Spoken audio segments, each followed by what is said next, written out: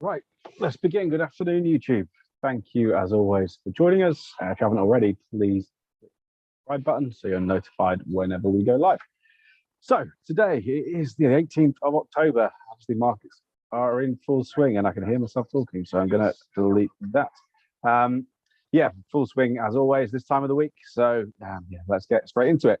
Earnings season was something we were talking a little bit about this morning on the Zooms, and when Goldman finally released their earnings a little bit later than we had read, and we were expecting it at 11:15. So needless to say, by the time it came out at 12:25, weren't quite on the trigger in the same way. Nevertheless, we have seen this is what we're looking for with these earnings releases. If you do get a big gap to the upside, and see here, it's had a nice continuation since then in the pre-market, just prior to the open, up a few percentage points. We do have a look at potentially trading the index, which is the biggest component of, or second biggest components of. Let's break it down into these components themselves. As we are talking about this morning, Goldman represents 6.6% of the Dow Jones Industrial Average. So this, as United Health Group did on Friday, has had a significant impact. We've got about 300 ticks out of the Dow from that data through to its highs on Goldman today. Let's have a little look at what the market did from 12:25. So this is 12:25 is here. We did get an initial move to grab some liquidity the wrong way, but even if we take it from that 12:25 print through to the highs, we were looking at just north of 200 ticks upside on the Dow. Yeah, that initial move after the initial pullback, we had a nice kind of move, albeit only maybe 100 ticks or so early doors. But nice little trade if you will manage to get on that and were on the wires to hear the Goldman release. This is something we'll be doing a little bit more of over the coming days and weeks. We do have some of the big dogs reporting in the next couple of weeks, the likes of your Apple and Amazon. If we have a look at the components and how impactful they will be, Apple is the largest weighting of any of the major US indices at 13.7% of the Nasdaq. So to put that into context, if you got a 10% move on Apple, and these sort of moves aren't unexpected at all. I think we had like a 20% move on the number on Facebook the last time on Meta when they released their core earnings in Q1 or Q2. Yeah, we can easily see a 10% move in the market. If we did see a 10% move in the market on Apple when those were released, you would expect to see immediately a 1.37% move in the Nasdaq. And if you want to put that into context, bring the Nasdaq up here, pricing at 11,000, say at the minute. Yeah, you'd be looking for a decent 130 ticks maybe out of it on the upside, just on the initial move. And then the market tends to kind of get a bit of a follow through on this stuff as well. So it does make for some nice trades at this time of the year. This is the next 2-3 weeks, there'll be a few more nice ones out that we should hopefully be able to get our teeth into. So let's have a look at the earnings calendar for the remainder of the week. There is one particularly big one coming out in, where are we, just on the discussion group earlier, from Earnings Whispers. We have the Tesla reporting after the close tomorrow night at 9:05. It's anticipated. These don't always come out exactly as we expect, as we noticed today with Goldman. Netflix is out later as well, albeit not as big a component as it used to be. But Tesla is still a rather large component. This is the biggest one for the remainder of the week. And if we look at the components weightings for Tesla, we'll see that it is the fourth biggest component of the Nasdaq, nearly 4%, and it's also the fourth biggest component of the S&P, albeit a smaller one at just over 2%. So I'll be trading the Nasdaq hopefully on the Tesla news as we get it out tomorrow night. I know we're not back with you on YouTube until after then, so I thought I'd drop that on there for those of you who aren't members to keep an eye out for the Tesla news. So what else has been happening in the market today? Well, initially we had some pretty clear directional moves out of the on the report this morning that came out, that we had the FT reporting that the Bank of England is going to put a pin in their quantitative tightening measures. That led to this pretty aggressive buying in the futures market before we got to our desk this morning. Nice move up in the FTSE. As we are now, we were up about 1% by about 5:20 in the morning. So yeah, really decent move on that news that came through. However, they've since been out on the wires suggesting, and that came through at this time. You can see the peak in volume here at 9:55. The Bank of England came out and said that the report was in fact inaccurate. Haven't cleared up exactly how much of the report was inaccurate, if they are considering doing it at some stage, but just not in the short term. So yeah, do watch the space with this. That the market needs to get an idea of exactly what the Bank of England are going to do with the quantitative tightening, because there'll be a lot of the impact on the gilt market. And if we have a look at the gilts, let's see that here. You can see where we've got a little gap down. Well, this is the actual bond yield for the UK 10-year. As of yesterday morning, we had this big gap down. And then this morning when we opened, it was kind of in line with where we closed yesterday.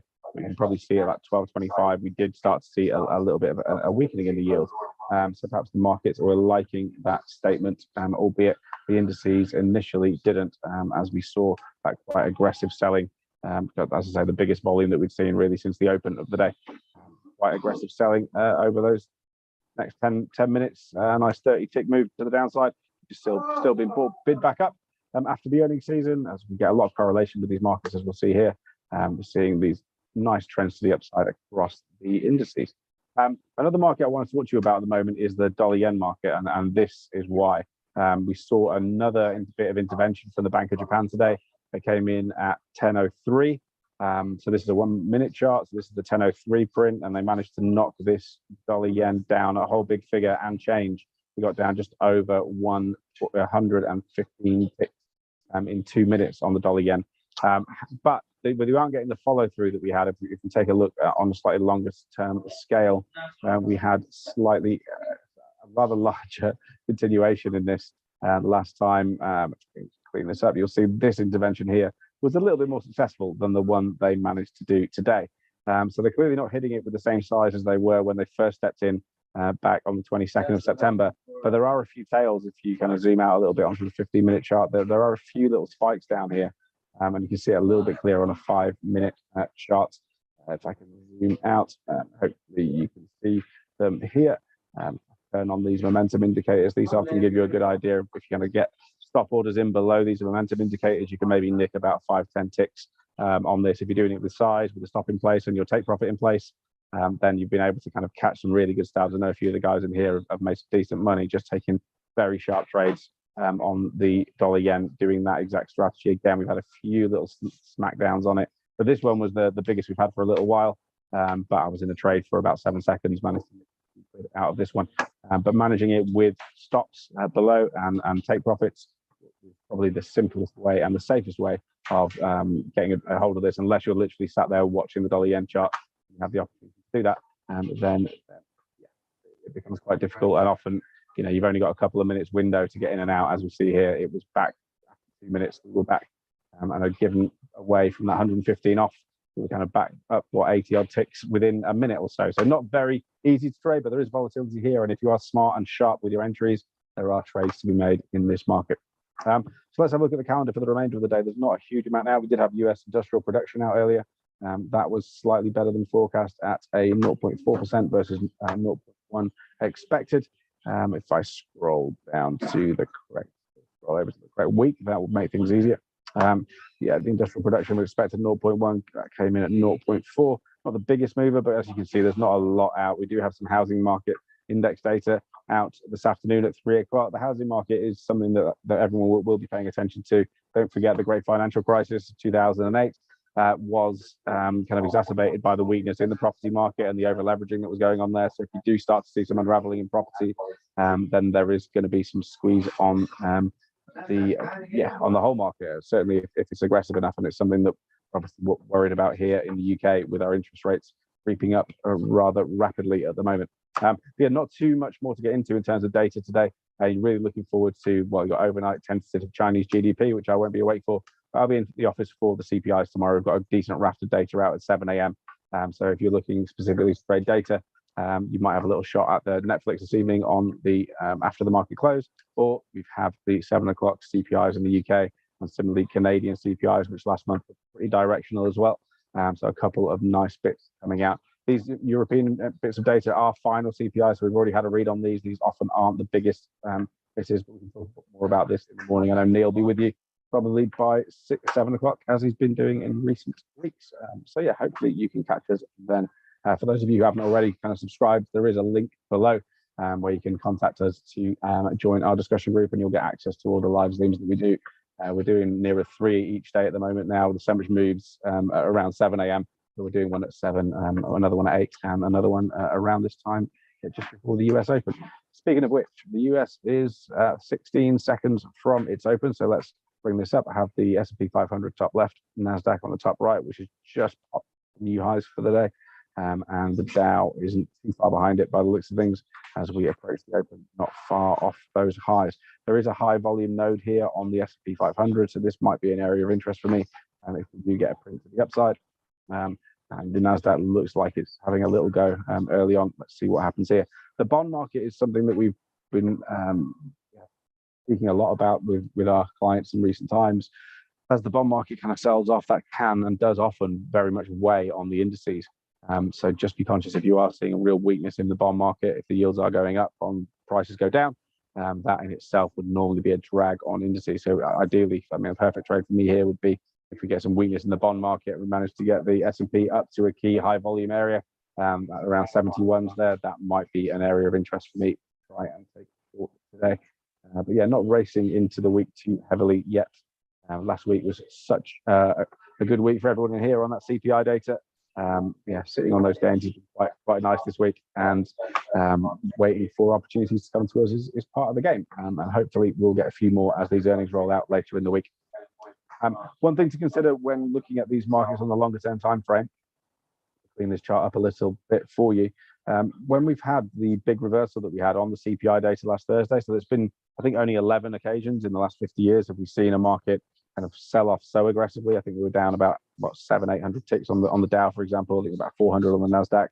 Not quite that much on the S&Ps, of course, but yeah, best part of 100 ticks initially from the data, and then to gobble that up and close towards the highs. That sort of comeback has only happened, like I say, 11 times in the last years.